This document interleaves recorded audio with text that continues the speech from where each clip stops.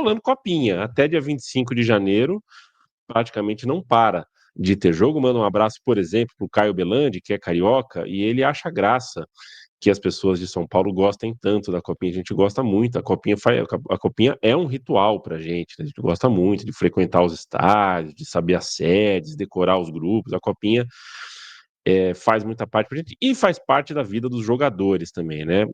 Essa coisa de passar, é uma coisa pique Copa do Mundo, você passar 15, 20 dias alojado num hotel, fora do seu lugar, faz uma pré-temporada ali só pro campeonato. Ele tem uma coisa diferente pro jogador, isso não dá pra negar, e pra gente também. Eu já peguei muita chuva na Copinha, tenho boas histórias, inclusive a história de quando estava em São José dos Campos, vi um homem de preto na arquibancada, ele chamava Wagner, e eu falei pra ele: ô Wagner, por que você não tá jogando? Ele falou: dor na panturrilha. E mais tarde descobrimos que ele, na verdade, tinha sido afastado do elenco do Palmeiras porque estava com mulheres no hotel, e daí viria a se chamar Wagner Love. Que baita história pra você começar o podcast, hein? Nossa senhora.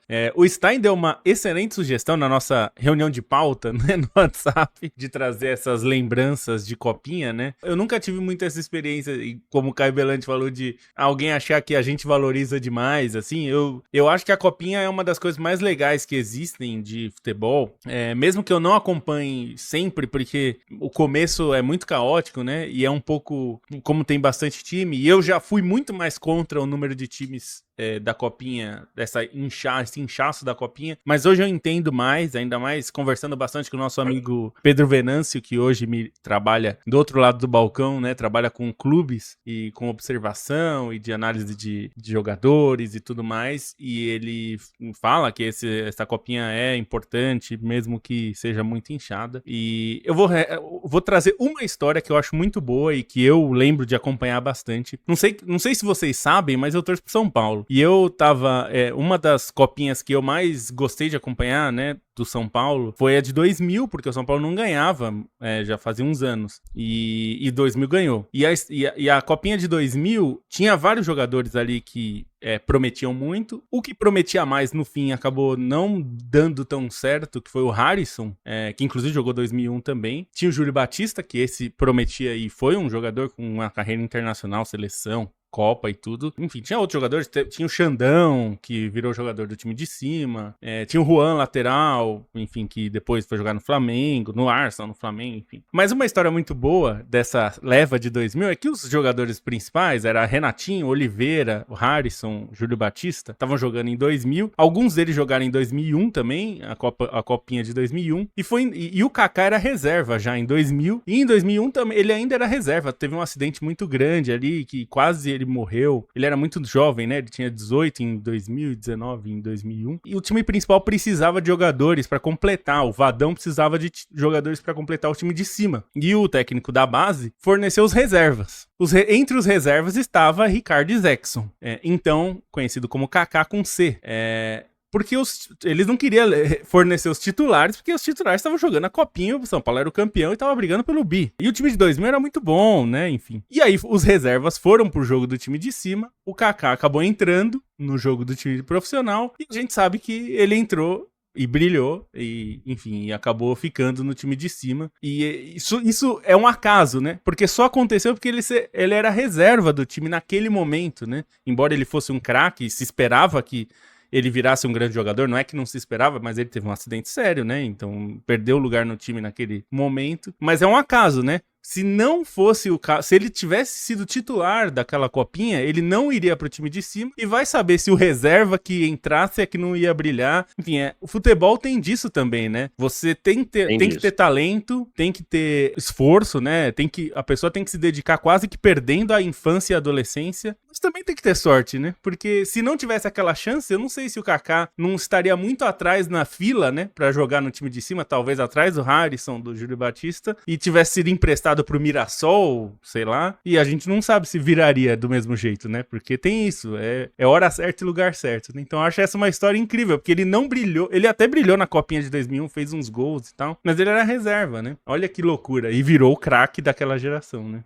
Não, a copinha, assim, eu tenho um carinho grande, porque eu acho que a copinha, além de formar jogadores, ela ajuda a formar torcedores, né? A copinha é talvez o grande microcosmo do futebol brasileiro em sua essência. essência para apresentar histórias, para apresentar jogadores de todos os cantos do país, também em caráter um tanto quanto pitoresco, para alimentar o sonho desses meninos e também para trazer oportunidades para esses garotos. E quem acompanha, especialmente no estado de São Paulo, né, para quem frequenta o estádio, faz muita diferença. Assim, minha vida como torcedor de arquibancada, ela tem um impulso. Eu não digo que ela começa na Copinha, mas ela tem um impulso na Copinha porque é aquele ambiente de você acompanhar os jogos de portões abertos, um clima festivo, oportunidade de ver garotos da base de grandes clubes que talvez virem jogadores famosos no futuro, né? E aí, só para compartilhar duas histórias pessoais, uma, quando eu era adolescente, jogo do São José foi o primeiro, e aí o segundo jogo da rodada era um jogo do Grêmio, e eu não sabia, eu com os meus amigos, a gente não sabia de quem era quem era o adversário do Grêmio, né? O estádio já tinha esvaziado, e aí a gente começou a gritar para o goleiro do time: Ô goleiro, qual que é seu time? E aí a gente encheu tanto o saco do goleiro que uma hora ele gritou: Confiança! E isso para mim ficou na memória, porque o próprio goleiro respondeu para a gente qual time era.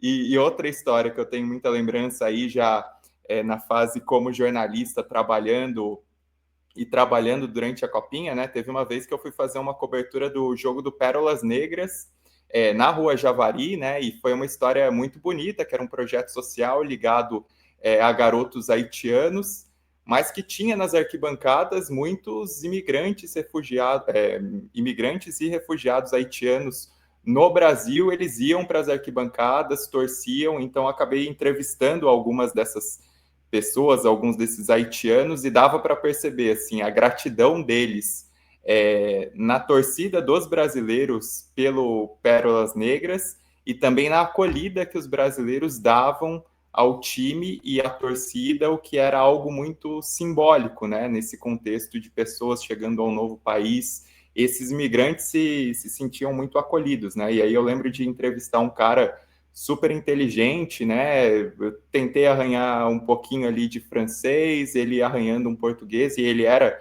professor no Haiti, trabalhava como eletricista aqui no Brasil, e aí eu lembro assim do olhar dele de gratidão por poder contar a história dele através do futebol. E é isso que a Copinha proporciona em vários sentidos, para várias pessoas, dentro de campo, fora de campo. Isso tem um valor inestimável. Isso, para mim, é o futebol em sua essência. Que tempos, né, que você conseguia ir num jogo de futebol e não saber quem que era o adversário, né? Tipo, que hoje em dia você só, sei lá, pega o celular, né, fala essa tabela, sei lá o quê. Isso acho que é a parte mais interessante. Desde a pergunta do Stein, eu fiquei pensando sobre minhas histórias da Copinha e eu concluí que eu vergonhosamente tenho muito pouca relação com a Copinha, né? Pessoalmente, não sei se vocês sabem que eu sou palmeirense, minha relação com a Copinha é o Palmeiras perder todos os anos, né? Porque até conseguir ganhar recentemente era um dos memes do futebol brasileiro, né? Palmeiras não tem Copinha. Eu já fui em algumas finais, eu não consigo lembrar exatamente quais que foram, mas foi ali na época 2005, 2006, 2012, que em finais do Pacaembu, né? Que era grande palco das decisões da Copa São Paulo de futebol, da Copinha, mas eu corroboro, né, o entusiasmo de todo mundo pela Copinha. Realmente é um dos torneios mais legais que a gente tem. E só para fazer um acréscimo, já que tá todo mundo falando o clube que torce, as pessoas sabem que eu sou flamenguista, talvez não saibam, mas enfim. E aí teve uma vez que o Flamengo caiu no grupo de São José em 2011 e eu fui torcer. Não, vou torcer para o São José, apesar de ser o Flamengo, São José na Copinha. Eu sou São José, eu tô no estádio. São José tem um sentimento maior de torcedor de arquibancada, enfim. E aí o Flamengo deu uma goleada inesquecível no São José por 7-1. E foi uma ocasião que o Flamengo acabou sendo campeão da Copinha em 2011, né? O Flamengo decolou, era o time do Negueba, enfim, acabou encerrando um jejum longo na Copinha. Então é um sentimento também misto que eu acabei sentindo na Copinha. Você lembra do Bambu, né? Você estava no dia do Bambu? Um zagueiro? Não lembro. Era um grupo, tinha o América do Rio, tinha o Rio Negro, acho. E tinha um zagueiro do América do Rio, era muito alto e muito magro. E aí a torcida ficava gritando, Bambu, Bambu. E ele era um bom jogador até. Achei que ia ver o Bambu num time profissional e nunca vi.